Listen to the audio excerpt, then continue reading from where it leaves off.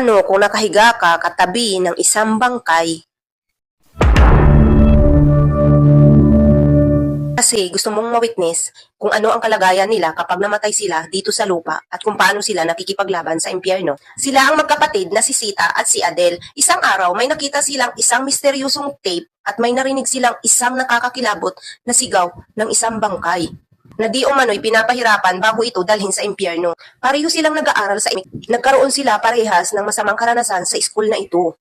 Hindi na nila ito matiis kaya naisipan nilang tumakas. Si Sita ay naging nurse dito sa schoolroom na ito. Habang nurse siya dito sa school na ito, naghahanap siya ng isa sa mga pinakamakasalanang tao at aalagaan niya ito. At kapag ito ay nagkasakit at nanghihina at ma-unalive, at kapag na-unalive na, ang kapatid naman niya ay nagtatrabaho sa isang funeral service hanggang sa paglibing ng mga na-unalive na katawan. Sa puntong ito, dito malalaman ni Sita na kung saan nakalibing ang isang bangkay ng mga taong na unalive. Para gawin ang isang nakakatakot na isang bagay, hihiga si Sita katabi ng isang bangkay. Gusto niyang patunayan na totoong bago ito mapunta sa libingan, sadyang pinapahirapan ang mga taong makasalanan.